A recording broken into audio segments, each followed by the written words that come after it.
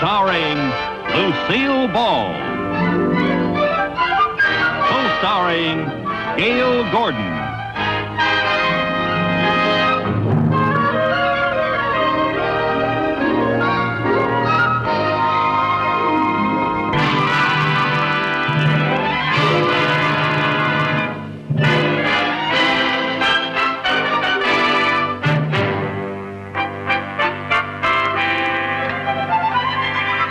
Good morning.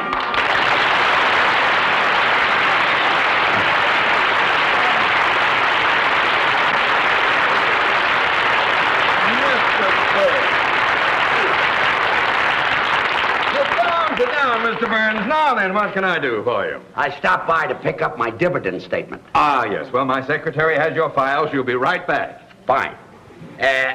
Do you smoke cigars, Mr. Mooney? Yes, I do, yes. May I have one?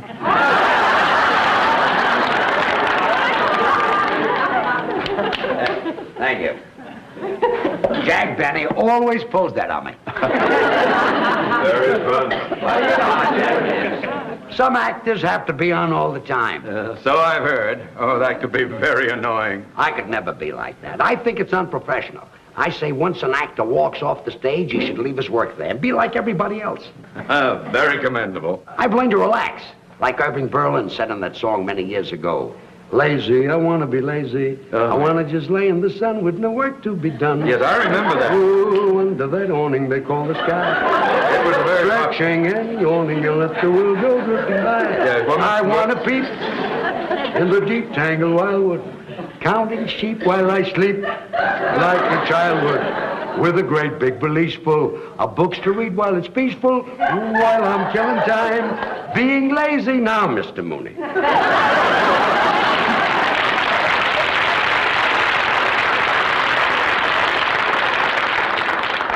Maybe I can find your file, Mr. Burns. It should be here under the B's.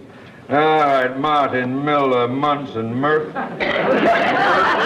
Under the B's? Maybe we'd better wait for my secretary. I hope you don't mind waiting. Think nothing of it. Now that I'm not doing an act anymore, all I've got is time on my hands. You and me, nothing but love in view. And if I fall, once and for all, I'll see my dreams come true. Moments to spare for someone you can't fall. Excuse me, Mr. Burns. Yes, oh, I was here, what? Hope you, but we could... Time on my hands, you and Mr. Mooney, don't be embarrassed. Nobody ever lets me finish a song. Would you care for another cigar? Oh, no, go right on with your work. Yeah. I'll just sit here and look at the stock report. Oh, yes. I envy you, Mr. Burns. How's that? Well, being able to retire in the prime of your life, just sit back and to collect dividends. Well, that might be true about some people, but not about me. Huh? It kills me not to be doing an act. Well, why did you stop working? Well, I've always liked to work with women. I had a great act going with Carol Channing, and then she left me. She went into Hello, Dolly, and then I did an act with Dorothy Provine, and then she went into television, and Connie Stevens went into pictures. Well, why don't you find some other girl to work with you? Mr. Mooney, comedians are not that easy to find. Got to find a girl with a kind of a pixie personality, eccentric, way out, a real kook. A girl like that is very, very hard to find. Here's the contract, Mr. Mooney. Well, it's about time you got here. I've been trying to find Mr. Burns' file. Oh, George Burns. How do you do? Oh, you've been a favorite of mine for years. Thank you. Oh, I used to watch you all the time on radio. You watch me on radio? I mean, I used to listen to you on television. Listen to me on television. Yeah, that was the year my picture tube went out. You should have gone back to watching me on radio. Oh, you say the funniest thing. Mrs. Carmichael! Yes, sir.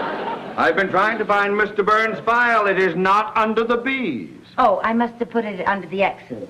Why would you put the B file under the X's? Well, that poor little file never has anything in it. Not here. Well, where is it? Well, no, I don't know. Wait a minute. I bet I know what I did. You see, Mr. Burns, I always have trouble remembering names, so I took a course in word association. Now, Burns reminds me of fire. So you filed it under the F? No, fire reminds me of stove. So you put my file under the S's. No, stove reminds me of pot roast. It's your turn. You filed it under the P's? No, pot roast reminds me of noodles. Mrs. Carmichael, you're making me angry. You're making me hungry. And noodles reminds me of my mother.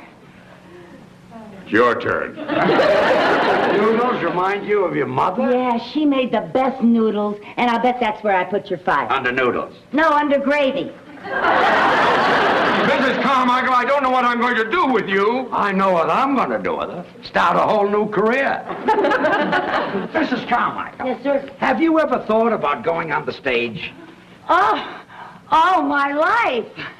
How would you like to do an act with me? Oh, Mr. Burns, you can't be serious. I know it. That's why I want to get back on the stage. Oh. What do you say?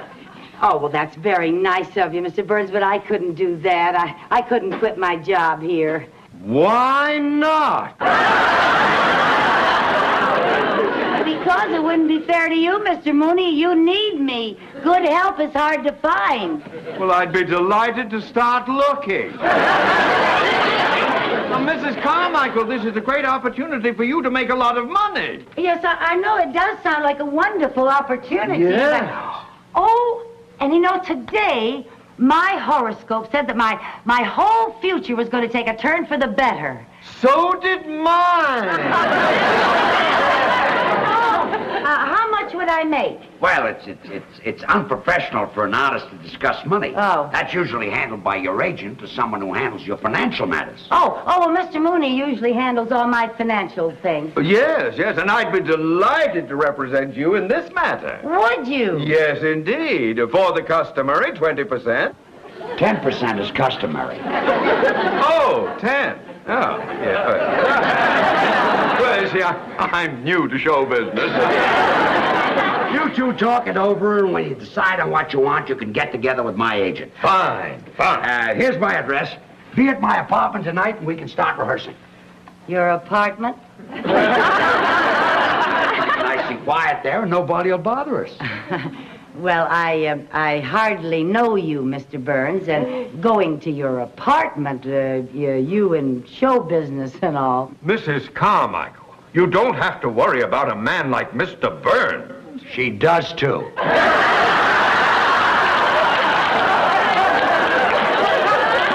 didn't mean that you aren't a gentleman, Mr. Burns. I just meant that... Well, I meant you're a man, and if I go to your apartment, people might talk. What people? There won't be any people there. And when I talk, nobody believes it anymore. Here tonight. Okay, Bye, Mr. Mrs. Burns. Carmichael. Well, thank you. Goodbye, Mr. Mooney.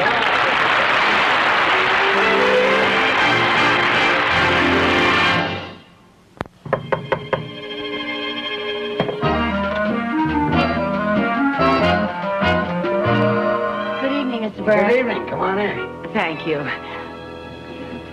Oh, what a lovely apartment. Well, I'm glad you like it. Oh, it's so beautiful. Are you ready to try a little rehearsal? Oh, yes. I can hardly wait to find out what I do on the stage. First, you've got to learn how to get on the stage. Oh, yes, sir. See, making an entrance is very important. Oh. Now, let's see. Where are we? That'll be the wings right there. Oh, uh-huh. Now, this will be center stage. Yes, sir. Yeah. Is that the audience out there? That's the audience. Okay. Now, we're introduced over the house mic. Oh, are we? Ladies and gentlemen, here they are, George Burns and Lucy Carmichael.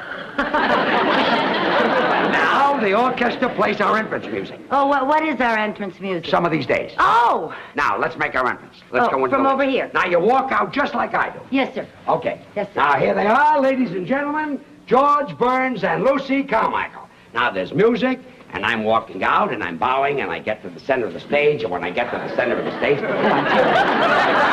I'm sorry, Mr. Honey, you walked out too fast.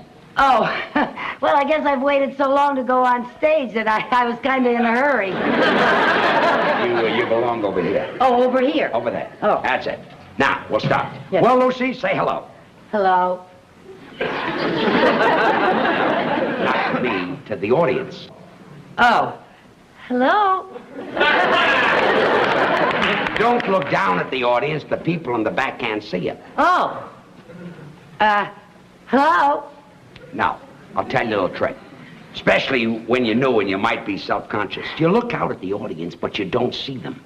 You sort of look past them. Oh. Well, now. Well, Lucy, say hello. Hello. That was very good. Oh, thank you. Do that again. Hello. What's that? What is that business? Oh, a little curtsy. Yeah, well, I saw Ginger Rogers do that on the Late Late Show last night. Yeah, I saw her on the show. She's my favorite. My very favorite. Look, she's very good. Yeah, Fred Astaire was in the picture, too. It was a wonderful picture.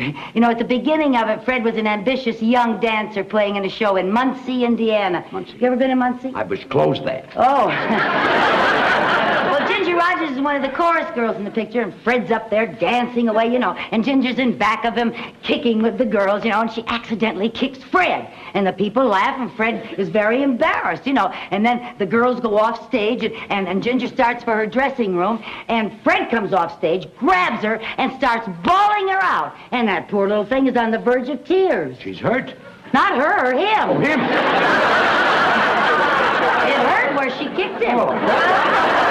And he tells her she's nothing but a clumsy clown with 2 left feet. And he calls her a no-talent nitwit. And then she calls him a swell-headed nincompoop. Yeah, and that's when they realize that they really love each other. It always So later that night, he goes over to her apartment to apologize for bawling her out, you know. And he knocks on the door. He knocks on the door. If that's Fred Astaire, I'm giving up cigars. Come in. Oh, good evening. Nice to see you. Hope you don't mind my dropping by. Now, I suppose you came by to transact a deal. Yes, I did, and to see how my client is getting along. Well, we've been rehearsing a little bit. Yeah, Mr. Burns is teaching me how to say hello. Hello. Oh, my, that's very good. She'll be worth a lot of money, this girl. Well, I don't discuss money. You'll have to talk to my agent. Hello. Yeah, no more. Hello? Save it until after we've made a deal. Oh. By the way, Mr. Mooney, I hope you don't think I'm taking advantage of you. How's that? Well, show business is new to you, and you'll be dealing with a man who's had a lot of experience in theatrical deals. Well, what's the difference? Money is money, and after all, a man with my vast banking and financial experience, it may be that your agent will be the one who is at a disadvantage. Oh, no. My agent is very good at money matters. Oh? Excuse me. Yeah. Hello? Mr. Burns, your agent's calling. Good. Put him on. Hello, George. This is Jack. Just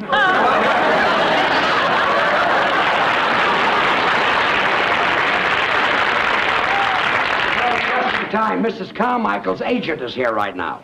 Fine. Let me talk to him. Good. Here he is. His name is Mooney. Mr. Mooney. Here, Mr. Mooney, my agent. What's his name? Benny. Jack Benny.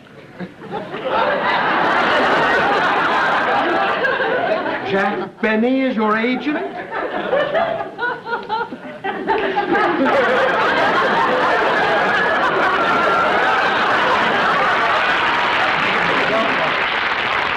We'll be fair to you. We will not. I'll handle this. You just get us booked someplace. I got you a break-in date for tomorrow night at a club in Santa Monica. We open tomorrow night at a club in Santa Monica. Oh, that's wonderful. Great. The bookers from Vegas will be in to see you, so I hope the act's good. Don't worry, she'll be fine. I mean you.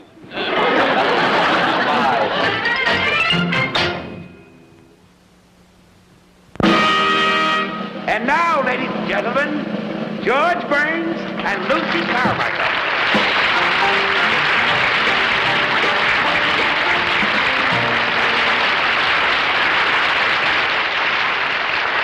Lucy, say hello. Hello. Well, now that you're on the stage, what are you going to do? Oh, Well, when I was in the beauty parlor this afternoon, I heard a wonderful joke. Would you like to hear it? It had everybody dying laughing. We'd all like to hear. Oh, well, this one man looked up and said to the other man, "Don't ask me, I just got here myself."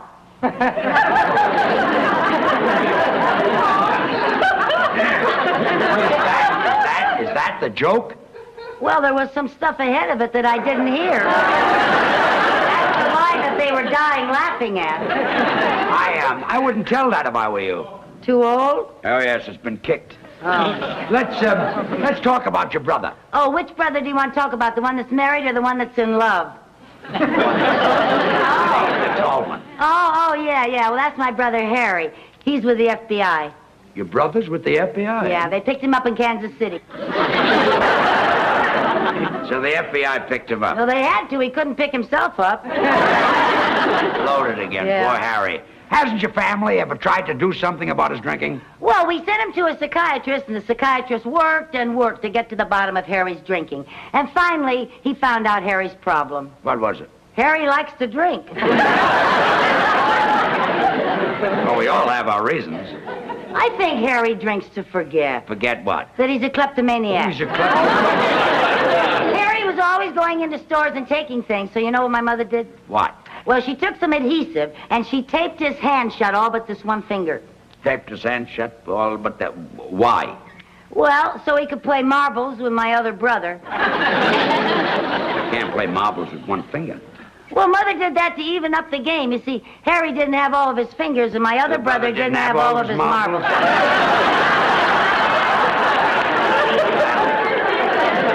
That made the game even. Yes, it did. But when your mother taped up Harry's hand so that he only had one finger, did this stop his shoplifting? Well, it helped. All he could steal were donuts. Harry likes donuts. That's right. It was a donut that broke Harry's back. Donut broke his back? Yeah, you see, he had a donut in his right-hand pocket, and he tried to get it out with his left hand. And broke his back? Yeah. Well, the next time he's got a donut in his right-hand pocket, tell him to try to take it out with his right hand. Well, that's kind of hard when you got your pants on backwards. He had his pants on backward? Yeah, you see, Harry had a suit with two pair of pants, and he put one pair on frontwards and one pair on backwards. So that he could walk either way. That's when the truck hit him. What truck? The truck that didn't have its lights on. Well, why didn't the man in the truck have his lights on? Well, he didn't have to. It was daytime. Well, if it was daytime, didn't the man in the truck see your brother coming? He didn't know it was my brother. Oh, he saw two pair of pants coming toward him, and he drove right between them. Well, that's our music cue. And Marcy.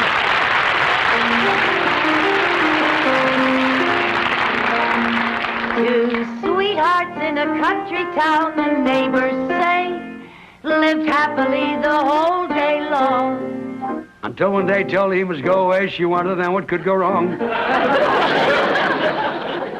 He said, you know it's true, I love you best of all, and yet it's best that we should part.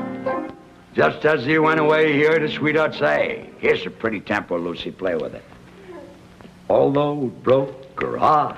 Some of these days, Yes, some of these days, you'll miss me, honey. you're gonna miss me, honey. Some of these days, Yes, one of these days, you'll feel so lonely. you'll be feeling oh so You'll lonely. miss my You hugging. used to love it when I'd hug and You'll squeeze you. miss my kissing. You'd ask for more, and I You'll tease miss you. me only You want me only when you go away. when you're a million You'll feel miles. so lonely. In the evening when the sun goes Just down, for me only. I'll be on the other side of For town. you know, Oh, honey, you know, baby, you've had your way. that you went and had your way. And when you leave me, I know 'twill grieve You me. can bet you're gonna be full of sorrow. You miss Your blue-eyed baby, some of these days.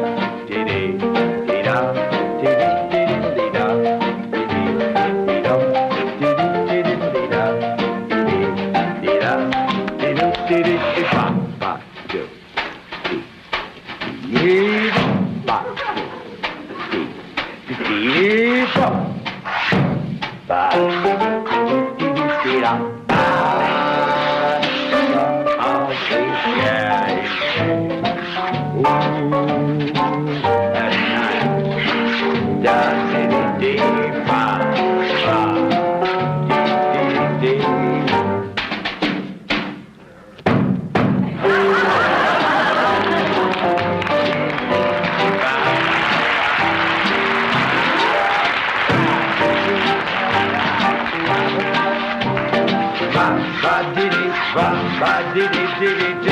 Lonely, just for me only. Don't you know, honey, that you've had your way. That you've had your way. And when you say goodbye, wipe that tear from your eye. You're gonna miss your baby. You're gonna miss your red-haired mama. You're gonna miss your blue-eyed baby. Some of these miss your blue-eyed baby. Some of these.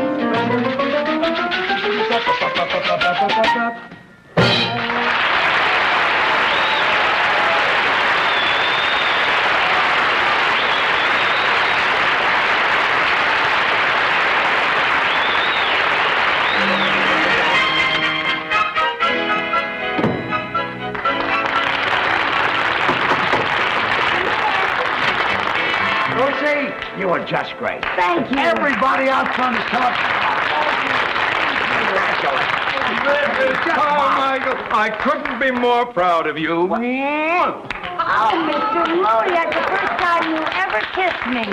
Well, banking and show business is different. You know, this girl is sensational, and the men from Las Vegas have offered $10,000 for the act. $10,000? They'll go as high as 15 if you won't sing. We'll take the 10. Did you hear that, Lucy? We're going to Vegas. Oh, that's just wonderful. You know, this is like what happened to Ginger Rogers in that picture last night. The producer saw her on the stage. She got an offer to go to Vegas, but she'd been with Fred so long that she didn't want to... Oh, Mr. Burns, I can't go. Why not? Oh, because I can't leave Mr. Mooney. But I want you to go. Oh, no, you don't. You need me. I don't need you. I want you to leave. Oh, I couldn't leave you any more than Ginger could leave Fred. Not even when Fred pretended to be mad and said things that were very nasty to make her mad. Mrs. Carmichael, please get it through your head. I want you to go with Mr. Burns. My life would be happier without you. Happier! Happier! That's just what Fred said, because he didn't want to stand in her way. But Ginger knew that Fred needed her, just like you need me, Mr. Mooney. Now. Mr. Burns, but it just wouldn't work. I couldn't be funny out on the stage thinking about Mr. Mooney back in the bank trying to get along without me. Mr. Mooney, you must be a wonderful man. How do you inspire such loyalty? I don't know what I've done to deserve this. Well, I hope you're not mad at me, Mr. Burns. What for? This is the story of my life. But what about the engagement at Las Vegas? Well, now that I don't have a girl, I guess we'll have to pass up the $10,000. Oh, I'm just awfully sorry about it, but, you know, Mr. Burns, Mr. Mooney has... What are you doing? If you think I'm going to let $10,000 go down the drain, you are crazy. Some of these days...